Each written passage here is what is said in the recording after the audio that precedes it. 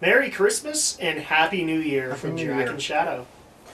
Hopefully you guys all had great holidays. Hopefully Alex did after recovering from the counseling sessions and post-traumatic stress of working retail.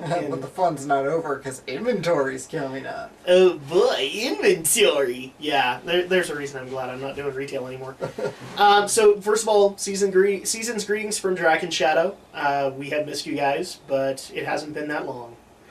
I think the last one we did was the Hunger Games, where we got to see nothing but negative from Drak.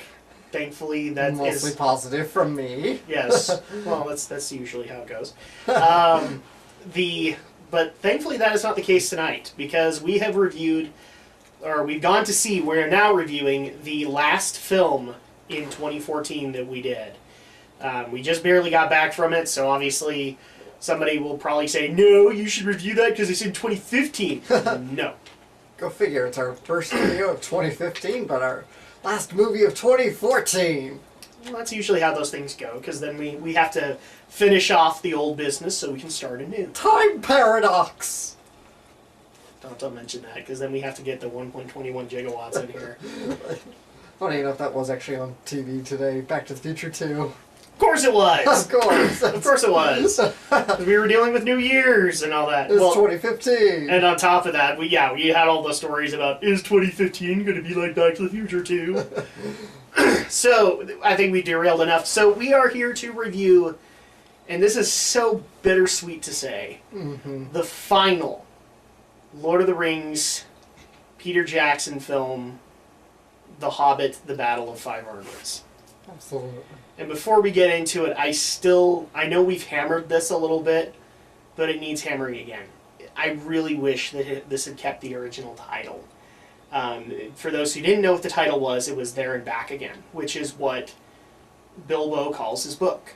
Right. And that's the reason he calls it that, is because he's chronicling his journeys.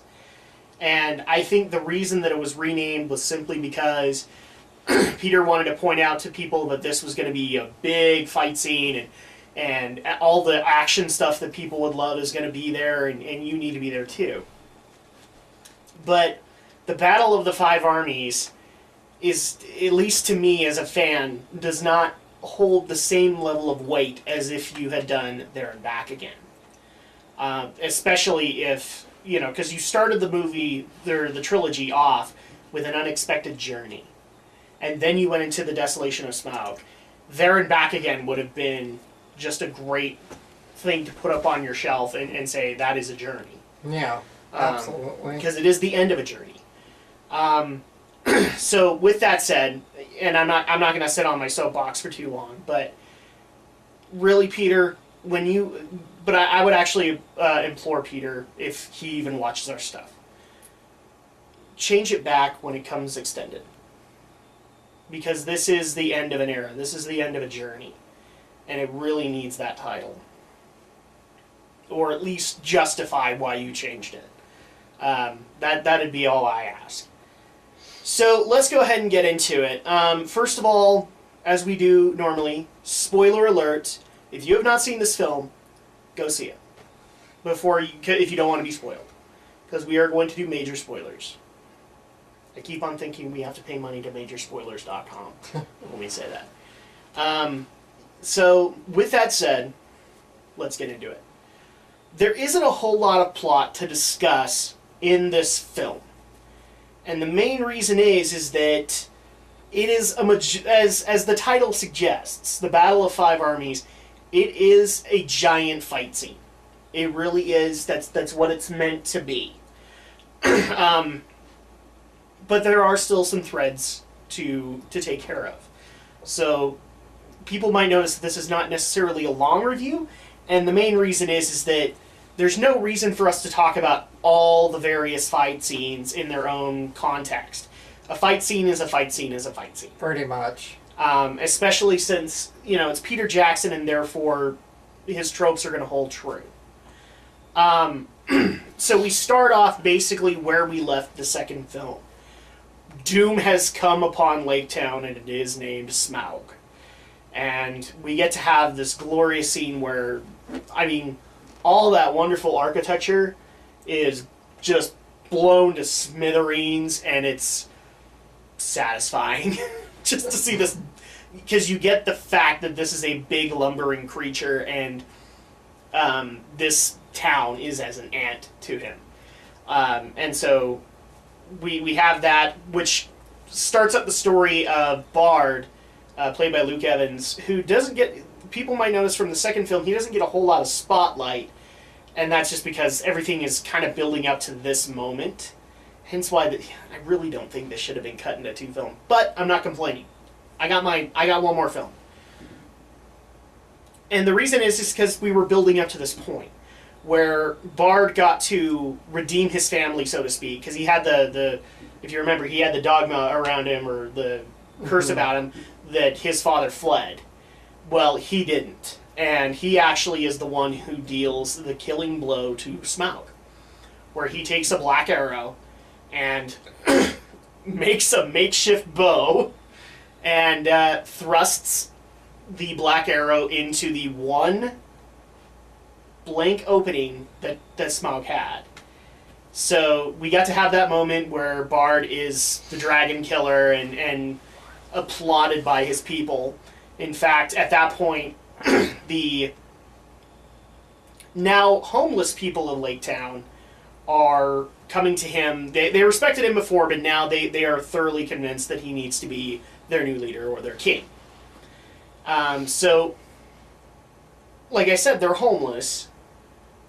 At that point, Bard sees no reason to not go to the dwarves and say, we need some help. Can you offer what you said you were going to offer in the previous film? Or in the previous film.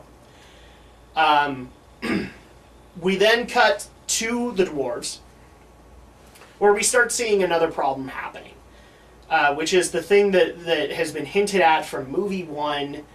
Would Thorin become his daddy and his granddaddy? And at that moment, he is. He's got, he's overrun with greed. In this movie, they call it dragon sickness, and I think that's how the book refers to it, where he's so blinded by his greed and his lust for power that he isn't thinking of anything else. And it's also very clear that there's something in this mountain that is making him that way, that is giving him that sickness. So we have this conflict now with Bilbo, because he actually found, Thorin is looking for the Arkenstone, which is the one thing that could mark him as king under the mountain, and, Bilbo found it. But Bilbo doesn't want to give it back, because he's worried about Thorin, and so are the other dwarves of Erebor. So the company is trying to figure out. It's hard to try and explain this. Thorin wants power. He wants greed. He wants his treasure hoard. The company, I think, for most of the film, they're trying to have it both ways. They want to be able to have Erebor back, but at the same time, they do believe that they need to help others, and, like they've been helped. Bilbo is on the other side of that completely, where he just believes you honor it because you honored it with me. You treated me like an equal, and right now you're talking that you don't want to treat anybody else like equals. Mm. But Thorin is too blinded by all the resentment and all the, angst that he's been showing the last couple of films. So he is basically, while the humans are trying to make their way up, he is just not going to help them. He's not going to help anybody. He sees no reason to do so. When they get to the city of Dale, which is the ruined city that we saw before they got to the mountain, that's where the humans decide to camp, where they are met by the elves.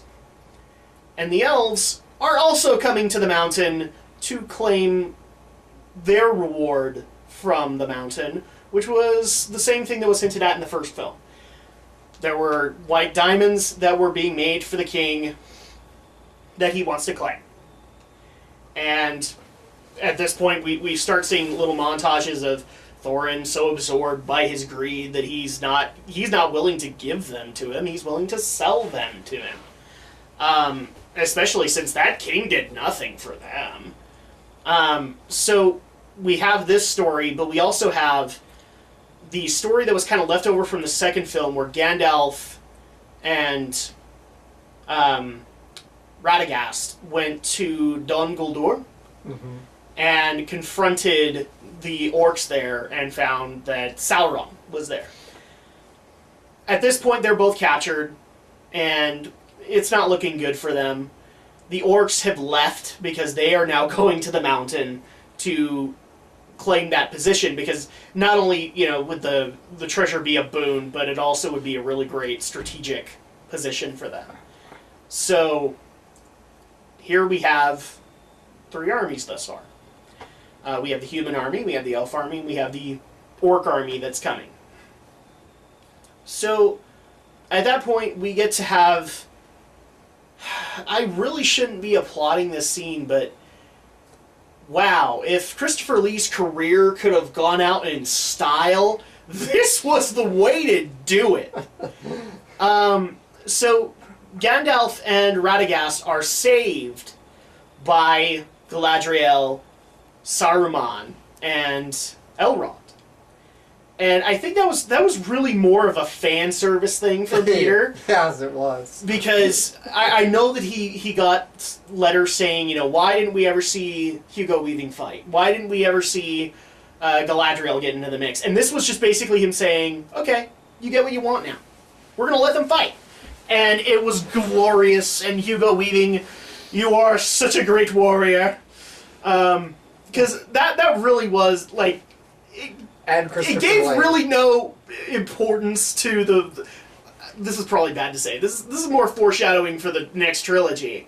There's no importance to it, but man, did you just squeak when you got to see those moments. And it's clear that the person who's fighting in Christopher Lee's stead is a stunt double, because anybody who's seen a recent video of Christopher Lee, bless his soul, he can't do any of this now. He's got to be in his 90s by now. He's like 95 now. I mean, it was hard enough. I remember in the extended stuff for An Unexpected Journey, just to get him to do a scene sitting down. Mm-hmm. I mean, they had to do it in Britain because he couldn't go all the way to New Zealand. And so in this case, they got him to stand for probably 5 to 10 seconds.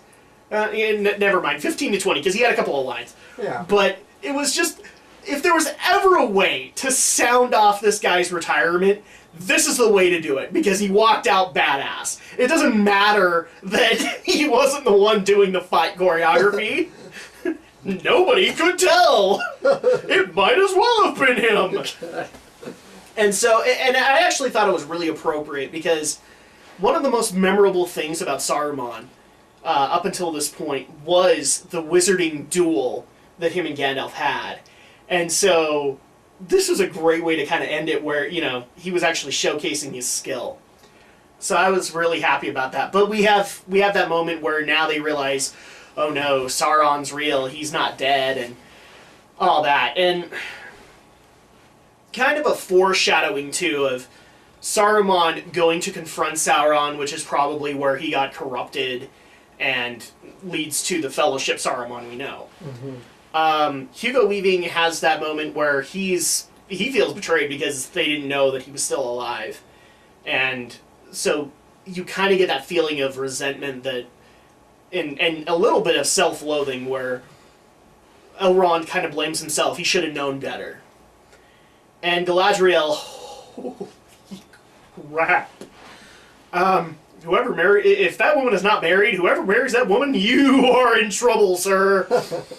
Because that was so awesome. That was, like, I remember seeing a lot of people so mad that Cate Blanchett got one scene where she got to be, like, anything but Lady in Waiting in Fellowship, and nothing after that.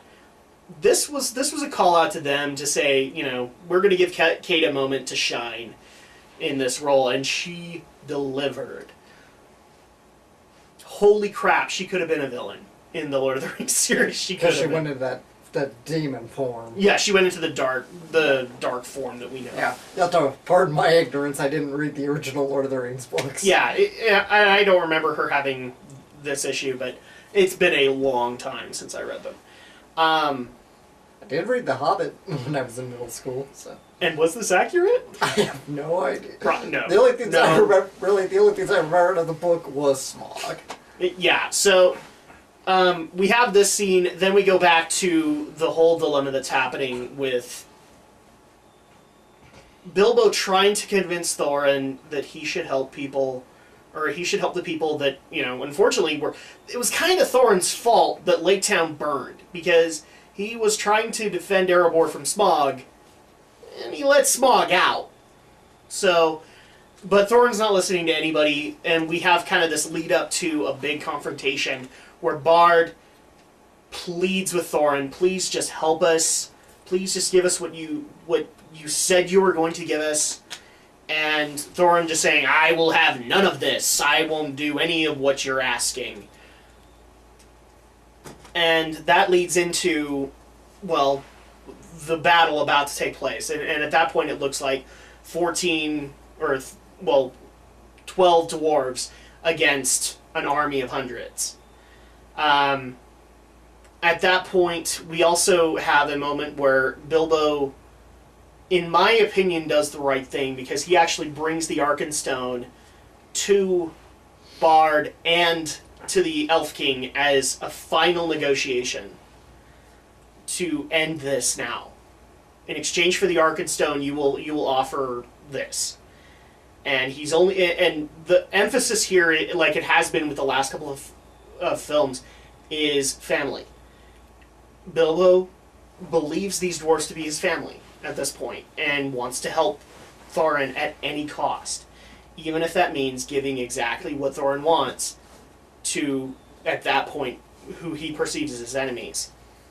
The Gandalf comes in. Gandalf basically warns everybody that the orcs are coming, and we need to be prepared for it. Fast forward a little bit to our final standoff where the battle is about to begin. Our fourth army arrives, and it is an army of dwarves, led by Billy Connolly as Thorin's cousin. I think it was Dale is his name? Dale, yeah. Yeah. Dale. Oh my gosh, I totally wanted Billy Connolly to play a dwarf, and I'm so happy he got a dwarf part. Because he has got the gumption to play a dwarf. So we had that moment, and so the dwarves are standing up with the elves saying, you want to harm our kind, you're going to have to go through us. Well, at that point, it's not really even an issue, because then the orcs attack. And the biggest fight scene ever, it just ensues. In the meantime, though, we are also privy to a couple of other stories going on, one of which is the supposed romance between, I think it was Keeley, and Evangeline Lilly or Tauriel. Mm-hmm. Where she's still not sure if she's actually in love with him, or if it's just infatuation, or whatever. So we have to deal with that, plus Orlando Bloom being jealous. We'll get to him in a little bit, because I really have a problem with him. But we then go into just the biggest fight scene ever, where four of these armies are going at it. And at that point, since the orcs are there, it's not like every army's going against itself. The dwarves turn on the orcs, the elves help the dwarves, and it all is as it should be in Middle-earth. It's just that, unfortunately, when there's kind of this looming threat of, when the orcs are taken care of, we're back to business as usual, until Thorin has... I don't know how to explain this other than he goes on a spirit quest to find himself. And has an epiphany. He has an epiphany where he lets go of the greed. He does not want to be his grandfather. He does not want to be his father. And I actually liked how they did this, where he was clad in armor for most of the moments in the film, where he had this glorious kingly robe going on. And then he walks out and he is in nothing but his journeying clothes. And he apologizes to his company and says, will you follow me one last time? Then they storm in there, and I swear, that was the Rohan moment of the Return of the King. They just come in and win the whole battle for him. to which it leads more into even bigger fight scenes. Thorin gets to have his confrontation with Arzog the Defiler, and we get to have closure on that story. We get to have unfortunately, Thorin does not survive the encounter. We get to have a very fond moment between him and Bilbo, where he gets to apologize for doubting Bilbo's judgment, and plenty of other moments where it's basically that. We get to see the horrors of war, and we get to kind of like in The Return of the King, where we got to see the horrors of war and the houses of healing, where hearts were beginning to mend. And so we got to have that moment with this big encounter, but still kind of looming over the horizon that there is a bigger problem happening. We even get that kind of foreshadow with Legolas, where he goes to Angmar to see the army of orcs that's coming from that direction. So there's plenty there. But then the whole rest of the film is just devoted to action. Well, no, after the action and all that, okay. the rest is just devoted to closure. Bilbo says goodbye to the Dwarven Company, to which he journeys with Gandalf for a while until they hit the border of the Shire, and then he says goodbye to Gandalf, and then we move into him going back to Bag End and finding that all of his stuff is being auctioned, so he has to prove that he's Bilbo Baggins. And not dead. And then he returns to his life as it was, except this time it's not the exact same, because he has one ring, he's gone through all this stuff, and that just kind of leads into, and I thought it was a brilliant way to do it, literally the moment before we first see Bilbo in the Fellowship, where he's holding the ring and kind of grinning at it, and then somebody's knocking on his door, he's like, "No, thank you!" And it leads into that scene, but the camera is panned to the map that started it all. And then at that point we also, and I do want to mention this because it was awesome, is the Billy Boyd song that played with it, The Last Goodbye, which was just, it actually was, if anything, the film closed out its story, and Billy closed this era for the fans. Basically saying, I couldn't think of anything with that song other than just thank you for all the good memories, thank you for joining us on this journey, and we're so glad you enjoyed it, and it's time to move on, kind of thing. It's the last goodbye, because there isn't anything else after this. So that is basically the synopsis of the Battle of the Five Armies. Let's go into kind of the details here, and I've actually talked here for a while, so Alex, go ahead and go into what you liked and what you disliked about the final Lord of the Rings film. Well, The Hobbit Part 3, as if it needed to be Part 3. Yeah. Yep. Get into that. The movie's well made. The movie is very well made. The effects are good. The music is great. Full of Peter Jackson tropes. Full of Peter Jackson tropes that you'll love, probably, or maybe you hate them. I giggle at them now, because when you've watched The Lord of the Rings a couple of times, you start to notice, yeah, he has some tropes. We didn't get Peter eating carrot, though, did we? No, we did not. I don't think he showed up. Yeah, what a shame. No pay. I think they did his stuff fairly early this time around. It was either in the first or the second film, but I didn't see Peter in the third. Yeah, he wasn't in this one as far as I can And tell. I didn't see Andy either, and that actually would have been appropriate, because Andy was kind of new to the directing team at this point. Yeah, he was the second unit director. Yeah, and I don't think he ever got a cameo, aside from Gollum. He got to come back and be Gollum in film 1, but I don't think they ever did like a cameo for him in any of the others. No, I don't think so either. He was just happy being Gollum. And happy co-directing, essentially. Yeah, so. Basically. But yeah, things you like, things you dislike. The movie's well acted. The whole cast is just wonderful. Martin Freeman is Bilbo. It's hard not to make that distinction. But yeah, Martin Freeman is a wonderful Bilbo. He's been wonderful since the first movie. All the dwarf actors are great. I wish I could name them all, but there's so many of them. Oh yeah, and I can't even go into all of them. It was great to see Christopher Lee again. I can name Richard Armitage, and that's it. Again, he played Thorin. So. Yeah, great to see Cate Blanchett and Christopher Lee and Hugo Weaving. All these great actors. Let me add on to that, because, oh my gosh, when the first film came out, I remember so many people being mad. Because it's like, oh, you only brought in Kate and Hugo and Christopher just to bring the band back together. You're not going to give us anything else after this. Well, Peter just gave you something. Yeah, so that was nice, because, yeah, you bring him in once. We kind of want to see him again to give a little closure. Yeah. So kudos to that one. Not just closure for this trilogy, for the previous films too. Because, like we said, I mean, Hugo Weaving in armor, when people wanted to see him fight, you got to see him fight. So, be happy for that. Yeah. So, awesome. And, of course, Benedict Cumberbatch.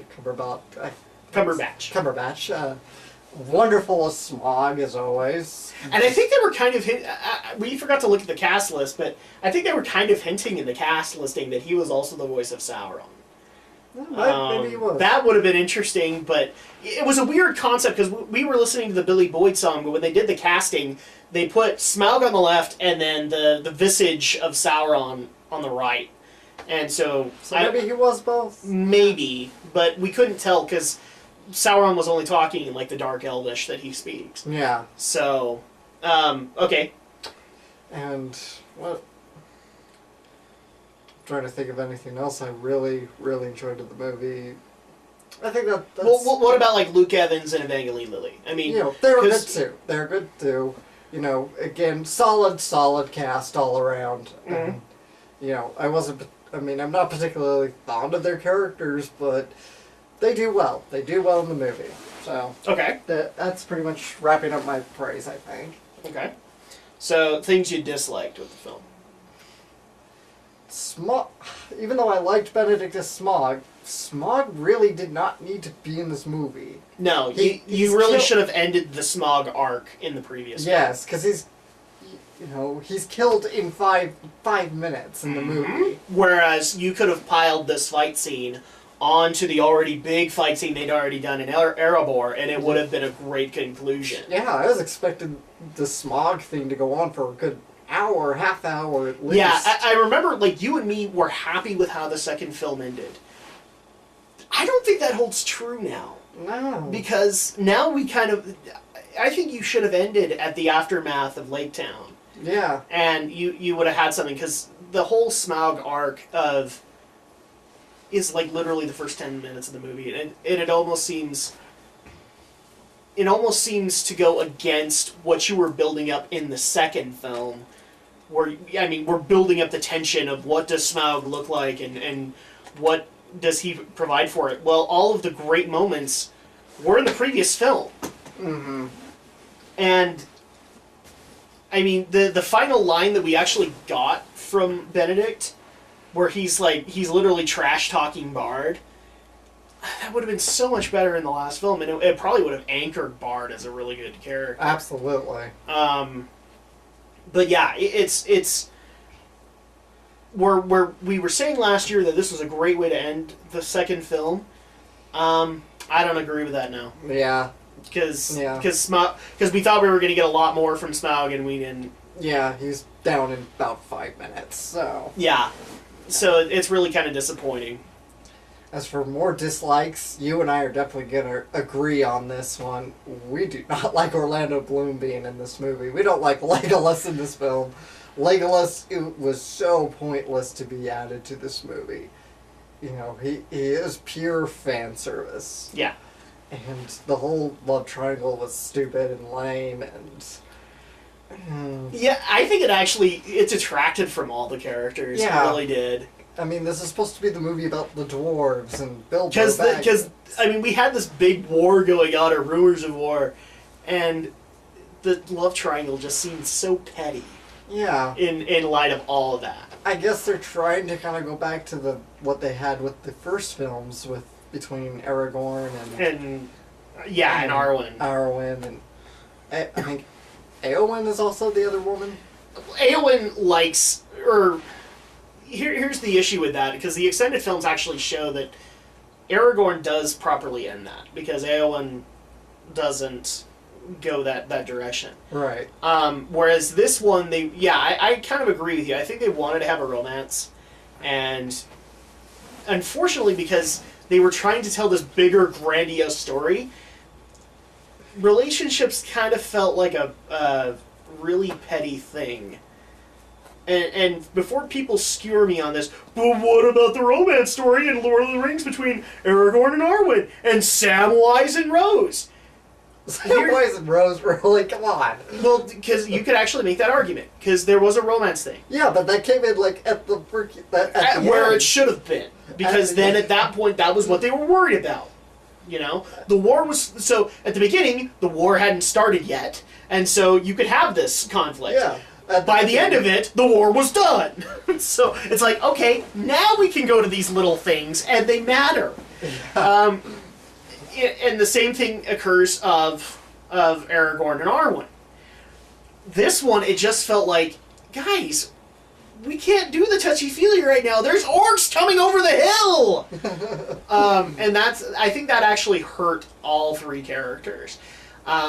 I can't say that Keeley was like my favorite dwarf, because that would probably go to either Dwalin or Thorin. Or Balin. I like Balin.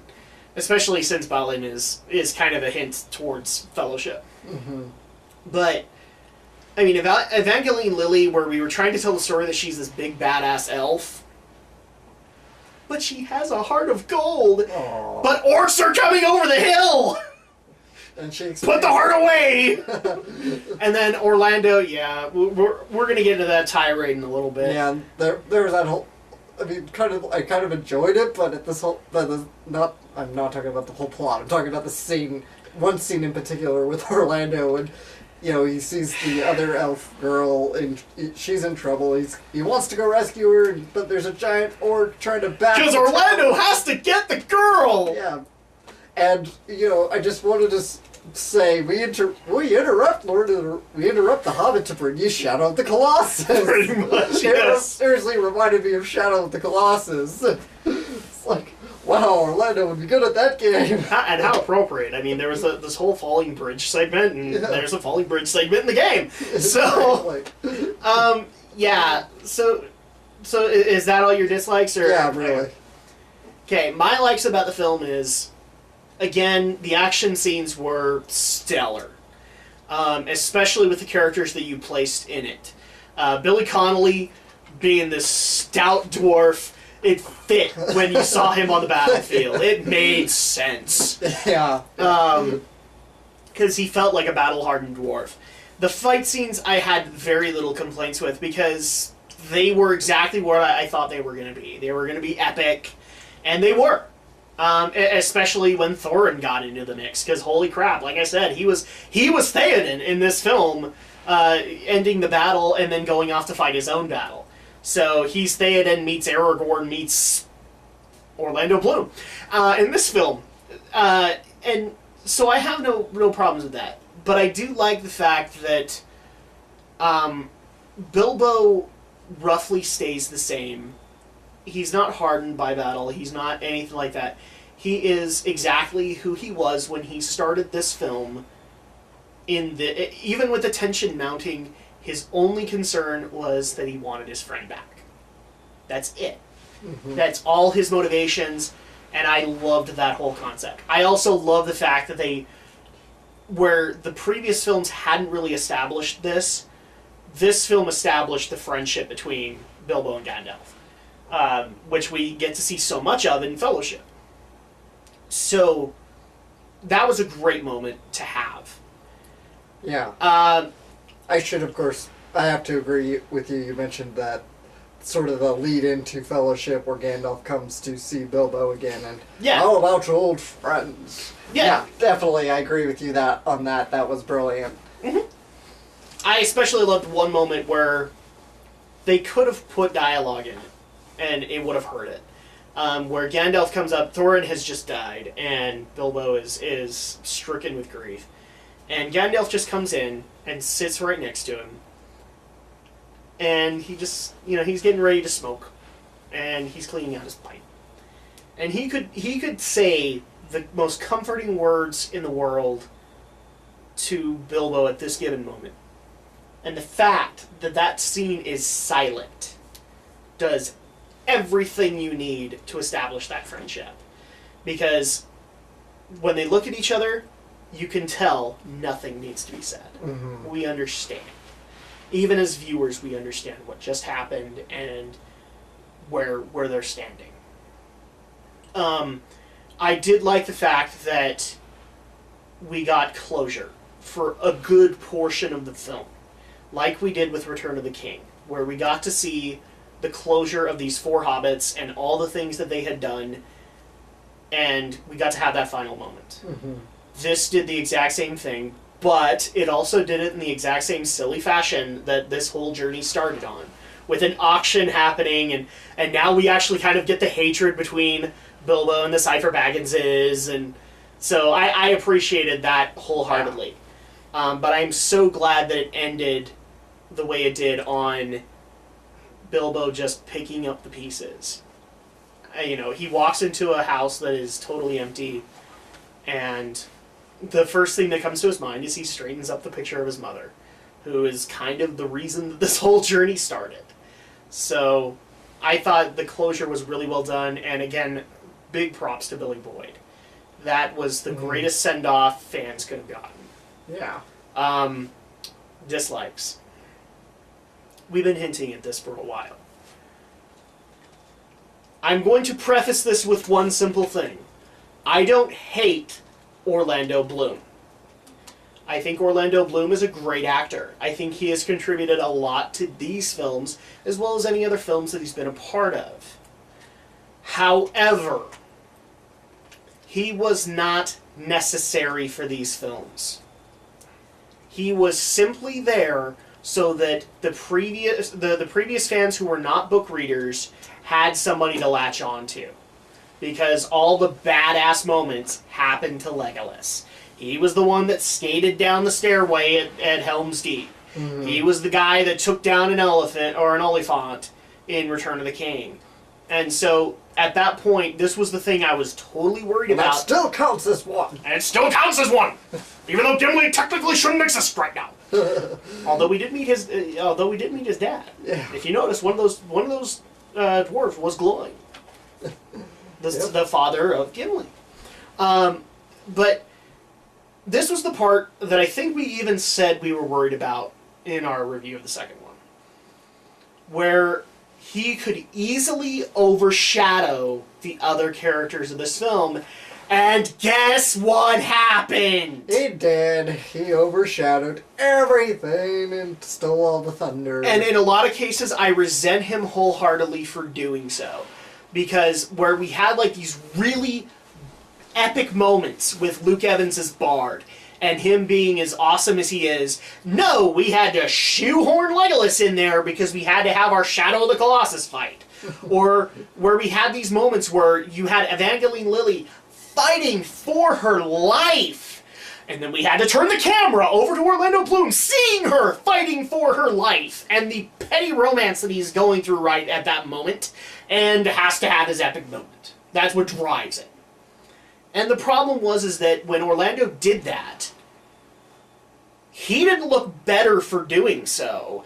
And on top of that, he made the other characters look meaningless. Mm-hmm. And here's the thing. Where Legolas is not part of the books, those characters were. Tauriel aside. But, like, Bard, who is supposed to be this epic person, he is the king of the people of Lake Town, and Orlando steals his thunder? Well, that's a good thing it didn't happen in the previous trilogy, where Viggo owned the spotlight when he walked in. But that made sense, because he was the king. And he was supposed to own the spotlight. And so I think what they tried to do is they tried to make Orlando into Aragorn, and it just didn't work. It detracted from every character he interacted with. The whole romance with him and Tauriel was detracted because, well, we found out that Legolas has mommy issues. Did we know he needed to have mommy issues? Apparently we did, even though it doesn't really add anything to the character.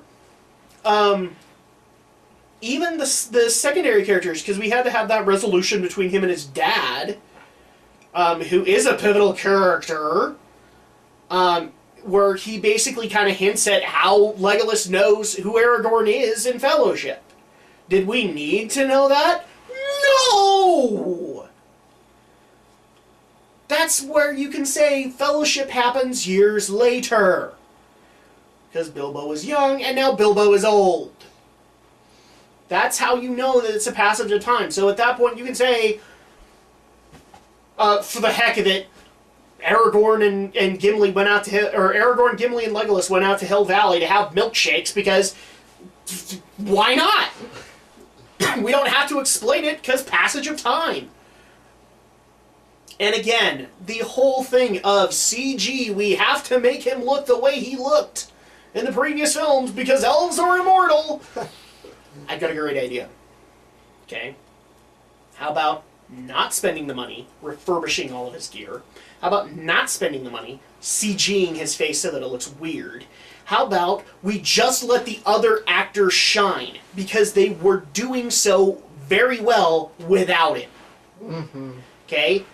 Orlando, I get that you wanted to come back, and I get that you wanted to do this project because you devoted so much of your time in the previous films.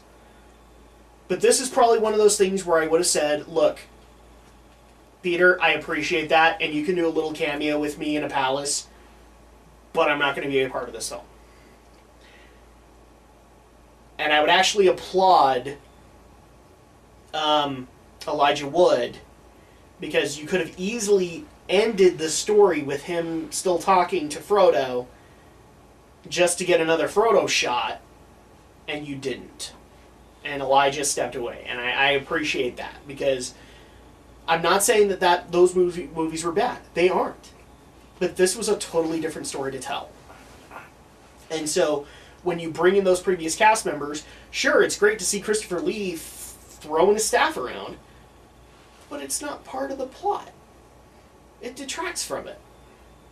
And at least that one was brief. That was brief. The whole team up of Lee and Weaving and Blanchett, that was a brief scene. And here's the thing, is that it came in at the right moment, because we were already dealing with the fact that we wanted to see Thorin succeed, and he was already going into dragon sickness. And so the movie was pretty deep at that point, because we were seeing nothing but death and destruction, so as kind of a nod, alright, here's some badassery coming your way. And so it worked. And it didn't detract from the plot. In fact, it helped it a little bit. So that's my only issue with it, and I'm not gonna beat this too hard, but I love the guy. I just don't think he was necessary in these films. Yeah. And I agree. I think he detracted way too much from the other actors. And that allowed for them to not shine as brightly as they could have. Because I can guarantee you that people will not walk away remembering Bard, even though they should. They're going to walk away remembering the epic moment where Legolas stabs some dude in the head. Okay? Yeah. They're going to take that away, whereas I'm going to look them all in the eye and go, did you see that dude Bard, who was actually like fighting off hundreds of orcs for his family? Again, corresponding theme of the last films. Family! Yeah. Really. He wasn't necessary. He was shoehorned in. And I think it's both an insult to his character as well as to the others. To bring him in, it made no sense. Yeah, I get it. Elves are immortal, but that's what I'm saying. You could have just put him in the palace. You could have just said, yep, he's here. Moving on. You could have even had a little boy playing him and said, this little boy is Legolas. Okay, 100 years later, he's now teenager, and that would have been fine. But he just detracted. Yeah, absolutely. So, that's really the biggest negative that I could say. I'm actually kind of glad you brought up Smaug, because that was disappointing. Because Smaug was really the biggest buildup of this film. Yeah. This film series. We already knew that the battle, or the book lovers knew that the battle scene would be huge and awesome and epic and all it needed to be, but Smaug was the part we were worried about. So, with all that being said, and tirades aside, let's kind of go ahead and give our rating for the final film of 2014. Alex? I give The Hobbit, Battle of Five Armies, a 7. Okay. So a solid C in your mind. Yes.